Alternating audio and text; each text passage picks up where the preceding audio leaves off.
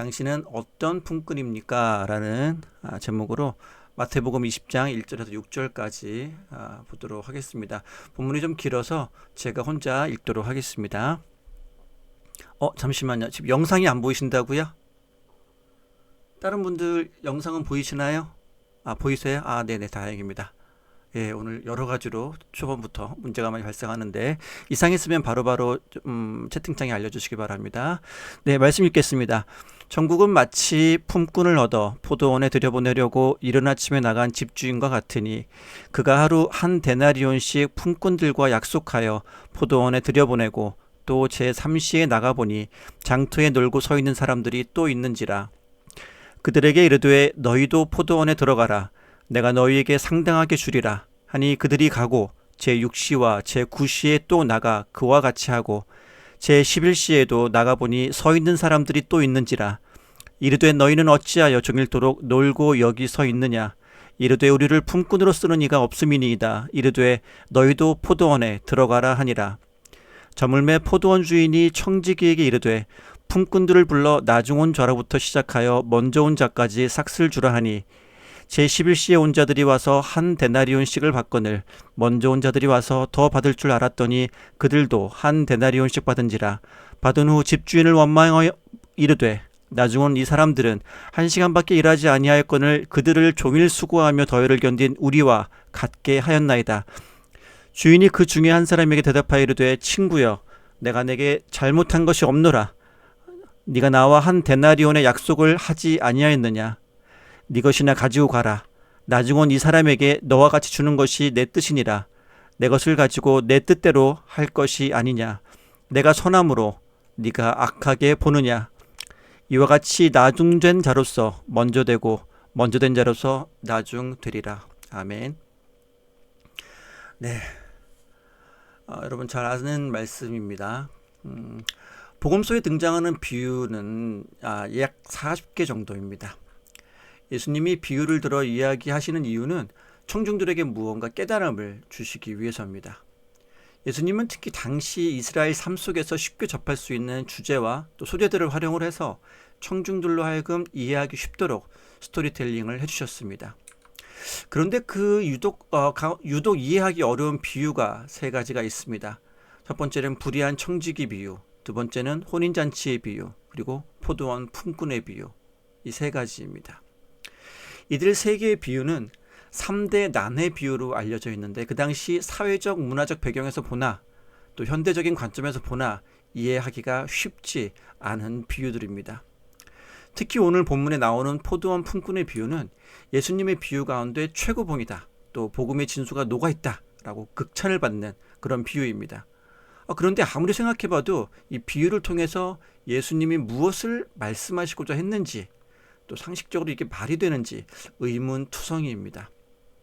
포도원 주인이 품꾼들을 고용을 해서 자신의 포도원에서 일을 하게 했는데 12시간 동안 일한 품꾼이나 또 1시간밖에 일하지 않은 품꾼이나 같은 한 데나리온씩을 주었다. 이건 아무리 생각해도 납득이 되질 않아요. 그런데 천국은 바로 그런 포도원 주인과 같다라고 말하고 있습니다. 그건 또 무슨 말인지 모르겠어요. 물론 이 포도원 품꾼의 비유는 말 그대로 현실이 아니죠. 있는 사실을 얘기한 게 아니라 예수님의 비유일 뿐입니다.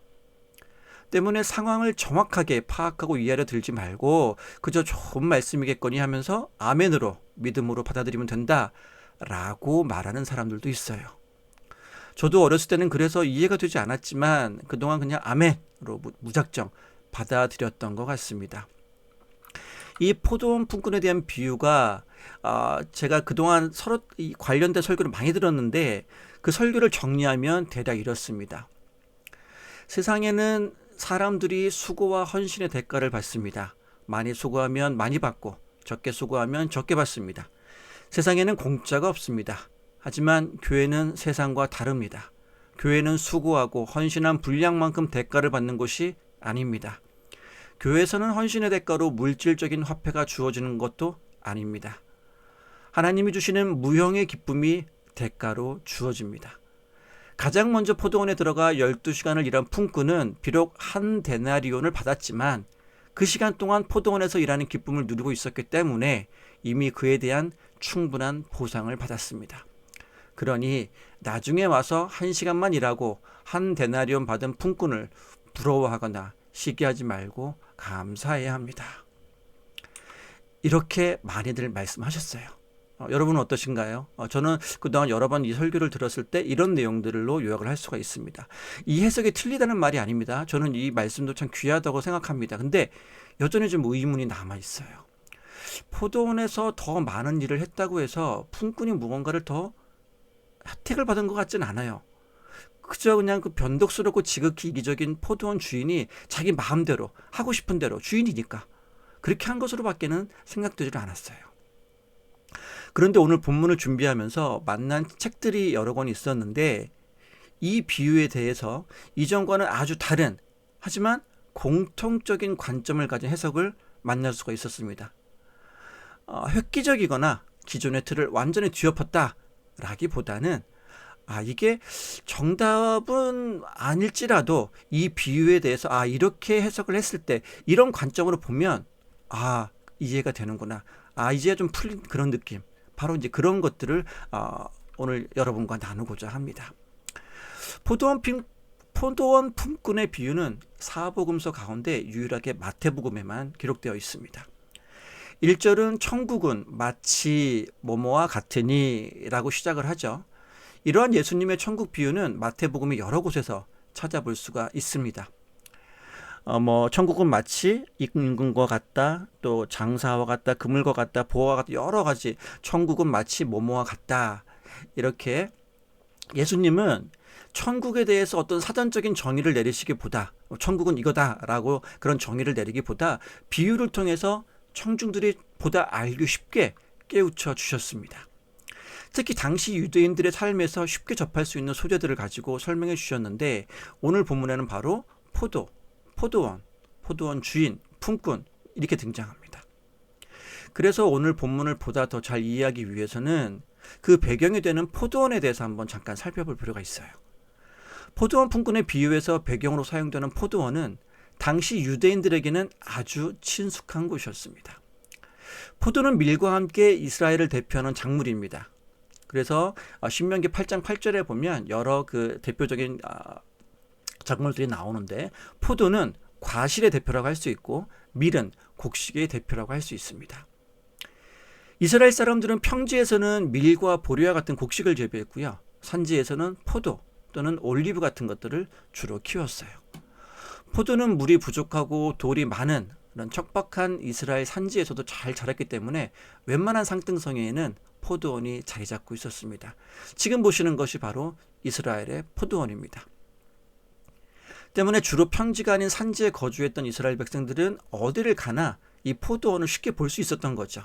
그러니까 너무나도 그들에게는 친숙한 생활 환경이었던 겁니다. 그리고 포도주도 자주 마셨어요. 여러분 전에도 말씀드렸다시피 이스라엘은 물이 부족한 나라예요. 그러다 보니까 이 포도주는 술이라기보다는 일종의 음료수였어요. 독일 사람들이 그 맥주를 음료수처럼 마신다고 하죠. 물론 한국 사람들은 소주를 음료수처럼 마시는 것 같긴 합니다. 어쨌든 그래서 예수님의 비유 가운데 포도원, 포도, 또 포도주 이런 소재를 가진 이야기들이 많이 등장하죠. 이 포도원 품꾼의 비유가 펼쳐지는 시대가 여러분 1세기경이에요. 지금으로부터 약 2000년 전입니다. 상당히 멀어요. 그것도 우리나라와는 전혀 다른 언어와 문화적 배경을 또 사회적 배경을 지닌 이스라엘이라는 나라에서 있었던 이야기고요. 그러다 보니까 2000년 전 또 이스라엘이라는 나라의 이야기를 오늘날 현대사회 한국에서 제대로 이해한다는 것이 쉽지가 않죠. 굳이 21세기 한국 버전으로 얘기를 해보자면 동네에서 흔히 볼 수 있는 편의점을 예로 들 수 있을 것 같아요. 편의점에서 바쁜 주말에 알바생을 고용을 했어요. 그런데 12시간을 일한 알바생과 1시간을 일한 알바생에게 똑같이 일당 최저시급으로 해서 한 10만 원 줬다라고 하면 이해가 쉬울지도 모르겠어요. 12시간 일한 알바생의 입장에서 만약에 1시간 일한 알바생이 자신이랑 똑같이 10만 원을 받았다? 이걸 눈앞에서 봤다? 미치는 거죠. 가만히 있을 사람은 없습니다. 그렇죠? 게다가 이런 불합리한 상황에 대해서 편의점 사장님한테 얘기를 했어요. 사장님 이거 어떻게 저는 12시간 일하고 쟤는 1시간 일했는데 같은 돈을 줘요. 말도 안 되죠. 그때 사장이 그럽니다. 야, 내 돈 갖고 내 마음대로 주겠다는데 네가 무슨 상관이야? 너 네 일당이나 갖고 가. 라고 한다면 12시간을 일한 알바생의 기분이 과연 어떻겠습니까? 근데 오늘 이 비유에 그런 얘기가 실제로 나오고 있는 거죠. 이 비유에 등장하는 품꾼은 당시 사회 구조에서 보면 가장 최하류층에 속하는 사람이었어요. 그 당시에는 이 품꾼들보다 더 못 사는 극소수의 부유층에서 재산으로 취급받던 노예 계층이 있었어요. 그런데 그들은 자신이 주인이 파산하지 않는 한 먹고 살 걱정을 하지 않았어요. 때문에 현실적으로 노예만도 못한 삶을 살던 계층이 바로 이 품꾼들이었던 겁니다. 다행히 그들에게는 알바를 하기 좋은 시기가 있었어요. 이스라엘의 농부들은 4월에 보리 추수를 하고 5월에 밀 추수를 합니다. 그것을 다 마치고 나면 10월에 이른 비가 내려요. 그래서 다음 추수 때까지 한 5개월 정도 농한기가 옵니다. 바로 이 시기가 또 포도와 올리브 같은 것들이 무르익는 그런 때예요. 그래서 과수원이 없는 이스라엘 농부들은 이런 포도원이나 올리브 과수원에 가서 품꾼으로 일하면서 부족한 생활비를 충당했던 거죠. 그런 품꾼들이 바로 오늘 비유에 등장하는 포도원 품꾼입니다. 하루 벌어 하루 먹고 사는 일용직 품꾼들은 하루 종일 일해봐야 겨우 하루 먹고 살 수 있는 돈밖에 벌 수가 없었어요. 그게 한 데나리온이죠. 그나마도 장터의 인력시장에 나가서 일을 구하지 못하면 그날은 자신은 물론이고 가족들도 모두 쫄쫄 굶어야 되는 아주 비참하고도 아슬아슬한 삶을 살아가고 있던 거죠. 그래서 그들의 최대 관심사는 과연 오늘은 일을 할 수 있을까였습니다. 자, 여기서 천국은 뭐라 그랬죠? 네, 집주인과 같다 그랬습니다. 언뜻 보면 천국이 포도원이다, 같은 장소를 의미하니까요. 그렇게 생각하기가 쉽죠. 저도 그렇게 생각했던 것 같아요. 근데 어떤 분은 또 포도원을 교회다라고 비유하기도 합니다. 근데 아무리 봐도 성경은 분명히 천국은 집주인과 같다고 말합니다. 교회도 아니고요, 포도원도 아니고. 품꾼을 얻어 포도원에 들여보내기 위해서 집을 나선 주인, 그가 바로 천국이다 라고 얘기를 하고 있는 겁니다. 자신의 포도원에서 일할 품꾼을 구하기 위해서 포도원 주인은 이른 아침부터 집을 나섭니다. 포도원 주인이 품꾼들을 구하러 나간 곳은 성문이나 도심 근처에 위치한 장터였어요. 그곳에 가면 품꾼들이 일거리를 찾기 위해 모여 있었습니다. 우리나라에서도 이 구로동 같은 데 가보면 새벽에 건설 현장에서 일하기 위해서 사람들이 막 모여 있어요. 지금 보시는 화면이 그 사진인데 지금 새벽 시간입니다. 이곳에서 기다리고 있으면 봉고차 같은 게 와요. 그러면 이제 봉고차에 사람이 내려가지고 뭐 미장 3명, 목공 2명 이런 식으로 일할 사람을 찾아요. 그렇게 조건에 맞는 사람들이 그 차를 타면 이제 일할 장소로 데려다 줍니다. 근데 그 사람들이 거기 가서 일하고 일당을 받는 거죠. 당시의 품꾼들의 하루 노동 시간은 해가 뜨는 시간이 새벽 6시부터 해가 지는 시간인 저녁 6시까지 총 2시간 정도입니다. 때문에 본문에 시간이 나와 있지는 않은데 여기 이른 아침입니다라고 하면 적어도 6시보다는 훨씬 이른 시간이라고 볼 수 있겠죠. 그래야 이제 6시에 사람들을 구하러 나가니까. 자, 포도원 주인은 장터에 나가서 이제 품꾼들을 선택을 합니다. 그리고 한 데나리온씩 주기로 약속을 하고 자신의 포도원으로 들여보냅니다. 한 데나리온은 일반적으로 품꾼들에게 주어지는 일당이었어요. 당시 이스라엘 사회에서는 최저임금에 해당하는 금액이었습니다. 구체적으로 몇 명인지 나와 있지는 않지만 여기 품꾼들이라고 되어 있는 걸 봐서는 이게 복수형이죠. 그러니까 아마 포도원 주인은 일할 만한 사람들 여러 명을 선택을 해서 자신의 그 포도원으로 들여보낸 것으로 보입니다. 그랬는데 제3시에 또 장터로 나갑니다. 제3시는 오전 9시를 얘기해요. 처음 품꾼들을 들여보낸 시간이 오전 6시였는데 3시간 만에 포도원 주인은 다시 품꾼들을 찾으러 간 거였어요. 포도원 주인이 또 장터에 간 이유는 포도원의 일 진행 상황을 보니까 일할 사람이 더 필요할 것 같아서 아마도 품꾼들을 추가로 이렇게 찾기 위해서였을 겁니다. 하지만 여기에 또라는 단어를 통해서 보면 이 포도원의 주인이 아마도 지금쯤이면은 이 품꾼들이 거의 다 일거리를 찾아 나갔겠지? 라고 하는 마음이 있었음을 알 수 있어요. 그랬는데 가보니까 예상과는 다르게 아직까지 일거리를 찾지 못해서 놀고 있는 사람들이 또 있었던 거예요. 아니 이게 어떻게 된 일이지? 당황했을지 모르죠. 그래서 포도원 주인은 놀고 서 있는 품꾼들에게 포도원에 들어가라고 말합니다. 그런데 여기 2절에서 처음 품꾼들을 선택했을 때는 한 데나리온을 주기로 약속을 했었죠. 근데 제3시에 만난 품꾼들에게는 얼마라고는 구체적으로 말하지 않고 상당하게 주리라 라고만 말했습니다. 이 상당하게 라는 표현의 헬라어 원문을 보면 공정하게, 정의롭게 라는 의미를 가지고 있습니다. 포도원 주인은 두 번째로 선택한 품꾼들에게는 얼마다라고 얘기를 하지 않았어요. 하지만 공정하고 정의로운 품삯을 약속을 한 거죠. 그리고 여기 그들에게 라는 표현으로 봐서 이 역시 또 한두 명 데려간 게 아니라 여러 명의 품꾼들을 데려간 것으로 짐작할 수가 있었어. 자, 그런데 제6시와 제9시에 또 나가서 그와 같이 했다. 그렇게 얘기를 합니다. 또 오후 3시, 또 제11시는 오후 5시를 가리키는데 오전 6시를 시작으로 해서 3시간 간격으로 무려 4번이나 품꾼을 구하러 나간 포도원 주인은 마지막으로 오후 5시에 다시 품꾼을 구하러 갔어요. 사실 오후 6시면 이미 해가 지고 하루 노동이 다 끝나는 시간이에요. 그래서 포도원도 이제 거의 문을 닫아야 되는 시간입니다. 그럼에도 불구하고 굳이 오후 5시에도 품꾼을 구하러 나간 건 아마도 그만큼 일이 많았다고 볼 수가 있겠죠.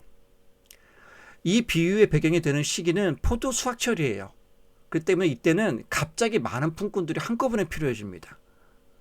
그렇다면 품꾼들이 포도원에서 도대체 무슨 일을 하길래 그렇게 많은 인원이 필요한 걸까요? 지금 화면을 보시면 품꾼들의 일을 그림의 하나로 표현을 했습니다. 가장 먼저 품꾼들이 하는 일은 잘 익은 포도를 따는 거예요. 그래서 커다란 광주리에 담습니다. 맨 위에 그림이죠. 그러면 다른 품꾼들은 그렇게 포도가 한가득 담긴 광주리를 포도원 근처에 있는 포도 밟는 틀로 가져갑니다.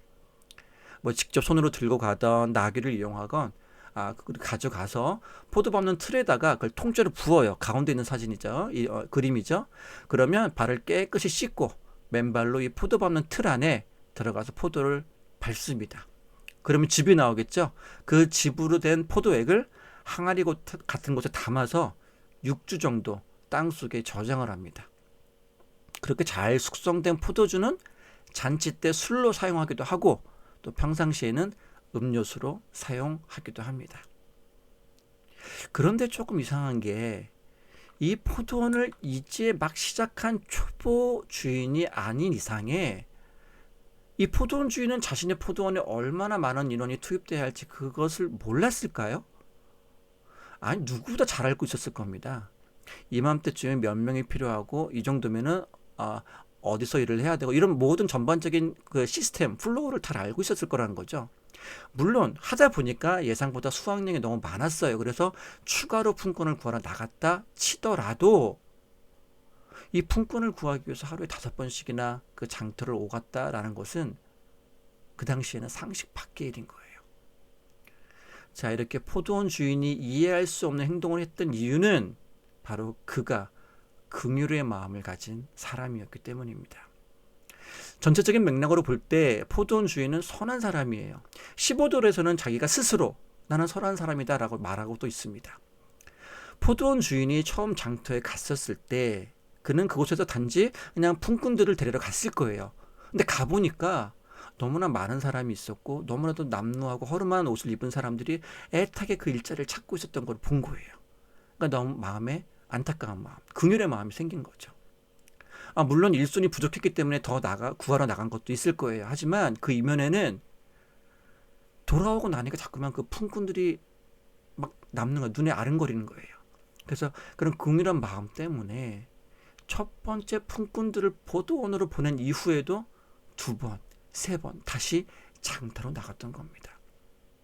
그때쯤이면 이제 웬만큼 다들 일자리를 찾아서 갔겠거니 하는 그거를 좀 확인하는 마음으로 갔던 것 같아요. 그런데 웬걸 수차례 품꾼들을 자신의 포도원에 보냈음에도 불구하고 장터에는 여전히 많은 품꾼들이 일자리를 구하지 못해서 서성이고 있었던 겁니다. 심지어 이제 날이 저물기가 1시간밖에 남지 않은 그 시간에도 몇몇 품꾼들은 걱정스러운 얼굴로 마지막까지 애타게 일자리를 구하고 있었던 겁니다. 그래서 포도원 주인은 그들에게 물었습니다. 너희는 어찌하여 종일토록 여기서 놀고 서 있느냐? 여기서 이 놀고라는 단어만 보면 마치 품꾼들이 일하기 싫어서 빈둥빈둥 놀고 있다라는 안 좋은 뉘앙스로 들려요. 그런데 영어 성경인 NIV를 보면 조금 다르게 나와 있습니다. 뒤에 보시면 all day long doing nothing. 직역하면 왜 너희들은 하루 종일 아무것도 하지 않고 서 있느냐입니다. 그러니까 할 일 없어가지고 빈둥빈둥 놀고 있는 것이 아니라 일을 하고 싶어도 할 수가 없었기 때문에 그냥 서서 누군가가 자신들을 데려가 주기를 간절히 기다리고 있었던 겁니다. 그래서 품꾼들은 얘기합니다. 우리를 쓰는 사람이 없어요. 이 품꾼들은 자신들을 품꾼으로 쓰는 사람이 없다고 말합니다. 아마 마음 같아서는 누군가 품꾼들을 찾으러 장터에 나타났을 때 나를 좀 써주세요 제발. 저 일 잘해요. 정말 잘하거든요. 열심히 하거든요. 저 좀 써주시면 안 될까요? 이렇게 애걸복걸하고 싶은 마음도 있었을 거예요. 당연하겠죠. 하지만 당시에는 이 품꾼을 선택하는 건 전적으로 그들을 찾는 주인의 권한이었어요. 때문에 품꾼의 입장에서는 막 이렇게 사정하거나 애걸복걸 할 수가 없는 상황이었습니다. 자신들을 품꾼으로 쓰는 이가 없다는 말에 포도원 주인은 그들에게도 자신의 포도원으로 가라 라고 얘기를 한 겁니다. 제11시면 오후 5시예요. 포도원이 6시에 일이 끝난다 그랬죠. 6시에. 근데 이제 1시간밖에 남지 않았어요. 시간적으로. 어느 정도 일이 마무리되어가는 시점이고 또 장터에서 포도원까지 가는 시간을 감안하면 실질적으로 일할 시간도 거의 없는 거예요. 자, 그런데 아무도 그 시간까지 그 장터에 남아있던 사람들은 모르긴 몰라도 어딘가 품꾼으로 쓰기에는 부족했기 때문에 사람들의 선택을 받지 못했을 겁니다. 아마도 건정하고 일 잘하는 사람들은 진작에 벌써 뽑혀갔겠죠. 그렇죠? 이왕이면 같은 시간에 일 시킬 때 건강하고 일 잘하는 사람들이 빠릿빠릿하게 일을 많이 하고 잘하니까 진작에 뽑아갔겠죠. 뭐 좀 약해 보이고 일도 좀 잘 못하게 생겼다. 그런 사람들을 안 뽑아갔겠죠. 그러니까 그런 사람들만 남아 있는 거예요. 정말 불쌍한 사람들. 그런 형편을 모를 리가 없었겠죠. 이 포도원 주인이. 그러니까 이 사람은 그들의 능력이나 외모나 어떤 결격 사유들과는 상관없이 그들을 자신의 포도원으로 보낸 겁니다. 비즈니스적인 마인드로 본다면 이는 바보 같은 짓이죠. 왜 그런 손해보는 짓을 해요? 하지만 포도원 주인은 그들을 계산적인 눈으로 바라보지 않고 오직 긍휼의 눈으로 바라보았습니다. 저 사람들이 지금이라도 일하지 않으면 빈손으로 집에 가겠지? 그러면 아빠가 양손에 맛있는 걸 사들고 얘들아 하고 오길 목 놓아 기다리고 있는 아이들이 있을 텐데 그 아이들이 얼마나 실망스러워할 거야. 그리고 또 얼마나 배도 고플까? 이제 장터에 품꾼들을 구하러 오는 사람들도 없는데 어떡하지? 그래. 내가 데려가자. 어차피 뭐 포도원에 일도 많고 내가 저 사람들을 데려가서 일하도록 해주고 품삯을 주자. 그러면 그 가족들이 얼마나 좋아할 거야. 아마도 포도원 주인은 MBTI에서 T가 아니라 F였나 봅니다. T였다면 애초에 한 번에 쓸만한 품꾼들을 싹 골라가지고 일찌감치 포도원에 투입했을 거예요. 한 번에. 귀찮지 않게. 그런데 이 사람이 F다 보니까 현장에서 품꾼들을 보는 순간 울컥했던 거예요. 차마 발걸음이 떨어지지 않았던 겁니다. 그래서 나가고 또 나가고 3시간 간격으로 가서 계속 품꾼들을 데리고 온 거예요. 심지어 1시간밖에 일할 시간이 안 남았는데도 말이죠. 날이 저물기 시작하자 포도원 주인은 이제 청지기를 시켜서 품꾼들을 불러 품삯을 주라고 합니다. 레위기 19장을 보면 해가 지기 전에 반드시 품삯을 지불해야 된다고 경고하고 있어요. 그렇지 않을 경우에는 품꾼들의 생계가 위협을 받을 수도 있기 때문입니다.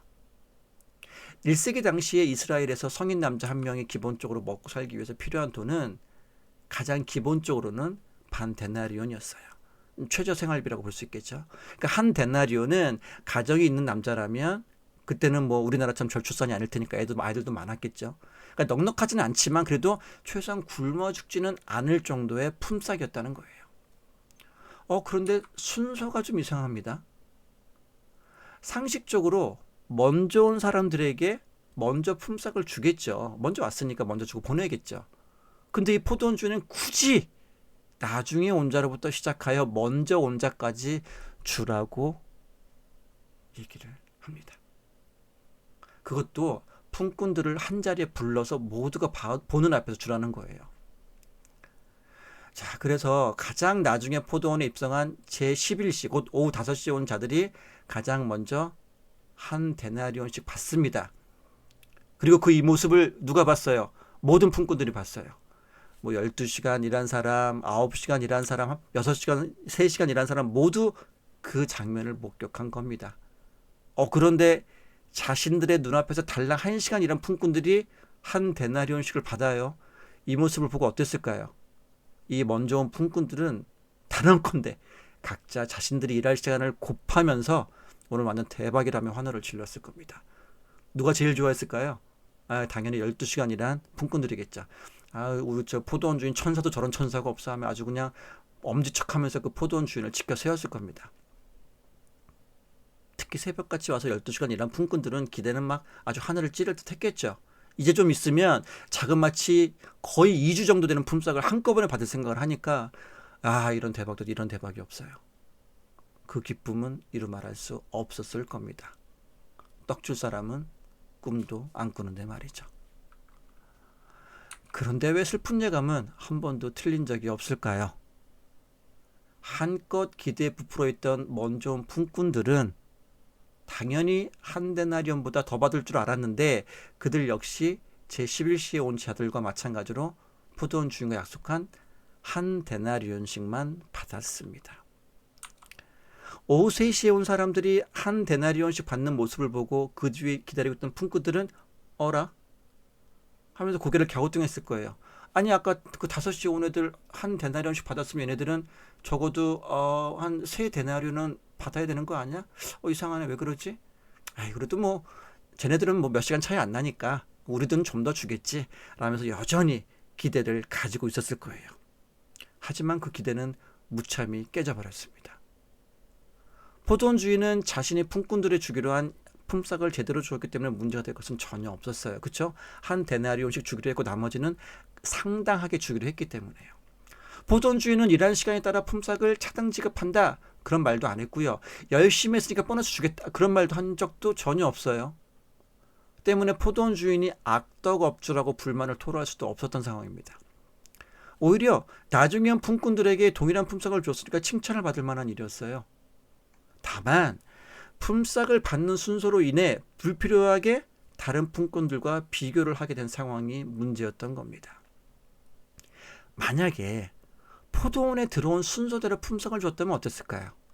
그러니까 나중에 온 자들부터 품삯을 주지 말고 먼저 온 자들, 그러니까 12시간 일한 품꾼들부터 품삯을 줬다면 비교할 게 없으니까 그 사람들은 그냥 룰루랄라 하면서 그 한 데나리온만 가지고 집에 가면 끝이에요. 다른 사람들이 얼마를 받았는지 몰랐겠죠. 나중에 뭐 소문을 듣지 않는 한. 흡족해하면서 집으로 들어가서 만족했을 겁니다. 그런데 포도원 주인은 품삯을 주면서 어떤 일반적인 경제 원칙이나 사회 통념을 따르지 않았던 겁니다. 즉 품꾼들이 일한 시간만큼 준 게 아니라 품꾼들에게 필요한 만큼 품삯을 준 거예요. 상식적인 사람이라면 제11시 그러니까 5시에 와서 1시간만 일한 품꾼들에게는 얼마를 줘야 돼요? 한 데나리온이 아니라 12분의 1에 해당하는 품삯을 받아야 마땅한 거죠.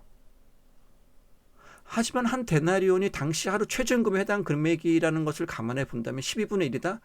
이거는 진짜 껌껌밖에 안 되는 거죠.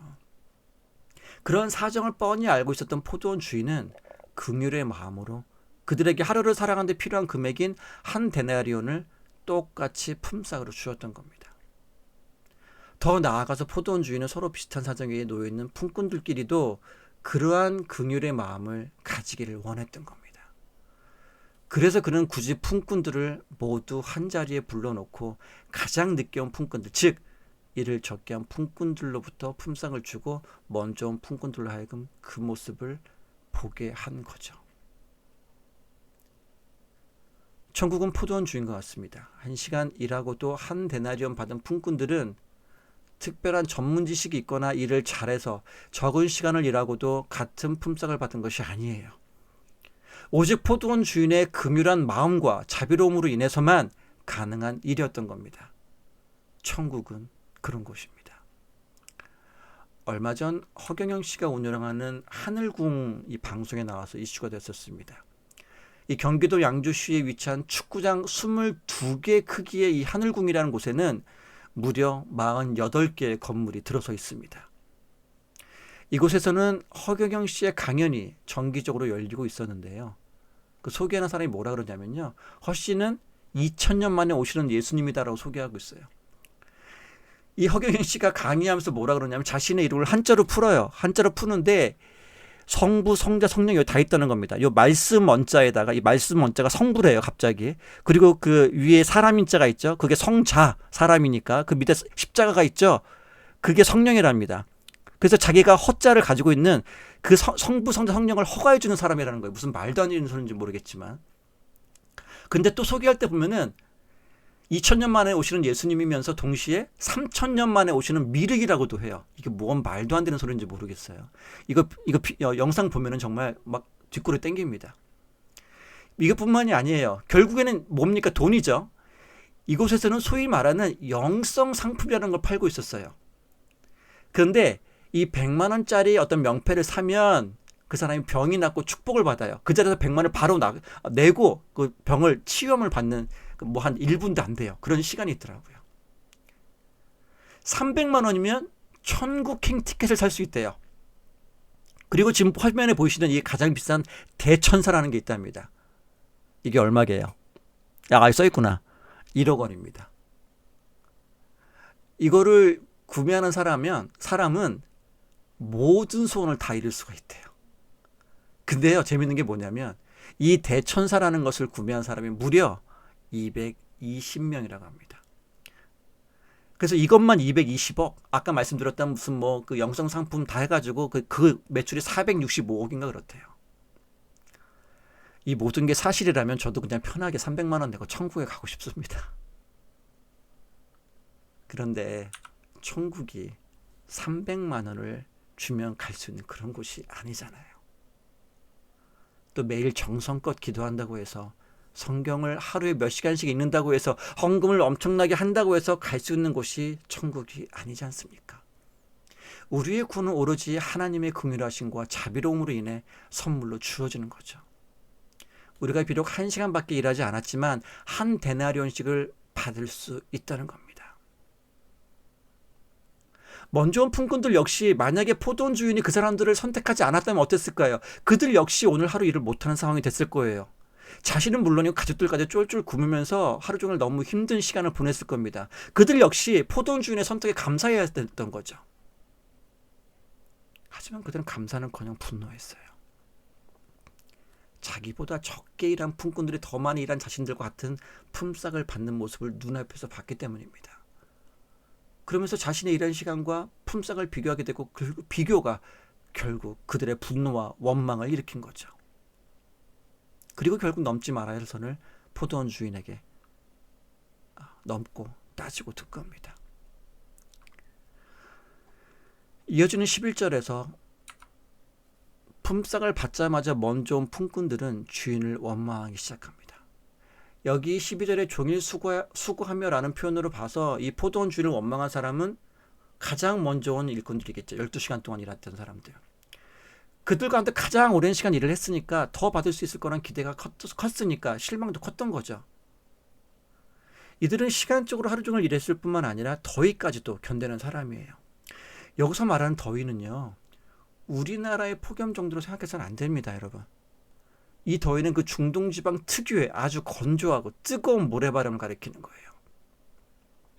이스라엘의 포도 수확철인 8월에는요, 우리나라도 8월 엄청 덥잖아요. 이스라엘은 사우디아라비아의 사막에서 열풍이 수시로 불어오는데 이 바람 사람을 미치게 한답니다. 일하는 사람들 기진맥진하게 만든대요. 아까 그 포도원 보셨죠? 그냥 벌판이에요. 그늘 그 포도 밑에 나무 약간 그늘이 있는데 필요가 없어요. 근데 5시에 들어와서 1시간 만에 이런 품꾼들은 어때요? 이미 해가 다 저물어가 무렵에 왔으니까 그런 더위는 아닌 거죠. 조금은 선선한 가운데 일을 했을지도 몰라요. 그리고 1시간밖에 일 안 했고요. 시간도 시간이지만 견디기 힘든 더위를 이기고 일을 마쳤는데 적게 일하고 편하게 버는 다른 품꾼들과 같은 품삯을 받는다? 이건 누가 봐도 억울하고 화가 나죠. 이어지는 13절에서 그 중에 한 사람에게 대답하여 이르되 라는 표현을 통해 보면 포도원 주인은 원망한 것은 한 사람이 아니라 여러 명이 이구동성으로 말한 거예요. 12시간 땡볕에서 고생하면서 일한 사람들이었다면 대부분 같은 마음이겠죠. 자, 그런데 가만히 듣고 있던 포도원 주인이 이 불만을 토로한 품꾼들에게 한 명에게 말합니다. 여기 친구여라고 나오죠. 이 친구가 그 친구가 아닙니다. 정말 그 친한 친구를 얘기할 때 쓰는 그 친구가 아니에요. 뭔가 사람들과의 관계에서 문제가 생겼을 때 어떤 상대방에 대한 불만을 이렇게 간접적으로 표현할 때 쓰는 호칭이에요.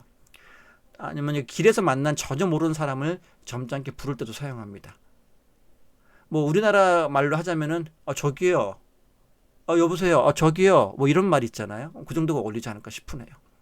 자, 근데 이거를요 아랍어 성경에서는 뭐 어떻게 해석을 했냐면, 어이 거기 씩씩대고 있는 사람, 이렇게 의역을 해서 번역을 했어요. 근데 오히려 이게 정말 본문의 의미를 잘 살린 것 같습니다. 이러한 품꾼의 항변에 포도원 주인은 뭐라 그러느냐? 내가 너한테 잘못한 것이 없어. 일축해버립니다. 틀린 게 아니죠. 약속한 대로 한 데나리온씩 줬으니까요. 하지만 일찍 온 품꾼들은 약속을 안 지킨 게 문제가 아니라 왜 나보다 저 사람들을 더 이렇게 적게 일했는데 더 같은 돈을 줘요? 이거는 거죠. 이 손해보기 싫어하는 심보는 1세기나 21세기나 이스라엘이나 한국이나 똑같은 것 같습니다. 제가 일하고 있는 곳 지하 1층에는 대형 마트가 있어요. 그래서 그 주차장으로 가려면 엘리베이터를 자주 타게 되는데 거기서 사람들이 아무래도 많이 오겠죠. 카트를 끌고 내리고 하는데 재밌는 현상이 있어요. 여러분은 어떠실지 모르겠는데 엘리베이터를 탈 때 그 안에 누가 있잖아요. 그러면 내가 가는 층만 딱 눌러요. 그리고 닫기 버튼은 안 눌러요. 안에 있던 사람들도 안 눌러요. 네가 탔으면 네가 눌러. 근데 다른 사람이 다 내리고 혼자 남으면 그때서 닫기 버튼을 막 누릅니다. 이런 행동이 나타난 이유는 다른 사람들이 있는데 내가 닫기 버튼을 누른다? 다른 사람이 누를 걸 내가 대신하는 거잖아요. 그러니까 마치 내가 심부름하는 것 같다는 그런 생각이 드는 거죠. 손해를 봐는 것 같은 거예요. 네가 눌러라. 내가 왜 눌러? 혼자 있을 때는 어차피 나 혼자니까 상관없어. 나를 위한 거니까. 근데 다른 사람들이 있을 때는 이 닫기 버튼을 누르지 않아요. 뭔가 좀 손해보는 것 같은 느낌이 드니까요. 이 품꾼들도 그런 마음이었는지 모릅니다. 계속해서 포도원 주인이 말합니다. 뭐라 그러냐면 네 거나 가지고 가. 내 것이나 가지고 가. 나중엔 품꾼들에게 일한 시간과 상관없이 동일한 품삯을 주는 것이 내 뜻이야. 내 돈 갖고 내가 하겠다고. 왜 네가 뭐라 그래? 늦게 온 품꾼들에게는 정말 자비로운 모습을 보이던 그 주인이 12시간 일한 품꾼에게는 아주 냉정하고 단호합니다. 사실 이 당시에는요, 이 품삯을 늦게 주거나 또 적게 주는 그런 악덕 고용주들이 판을 치고 있던 때예요. 그래서 먼저 온 품꾼은 자신과의 계약을 어기진 않았죠, 이 포도원 주인이. 근데 뭔가 좀 정의롭지 못하고 부당하게 자신을 대우했다고 생각한 거예요. 그러니까 악덕 고용주가 다를 바 없다고 본 거죠. 하지만 포도원 주인은 자신은 선한데 왜 자신을 악하게 보냐고 한마디 합니다.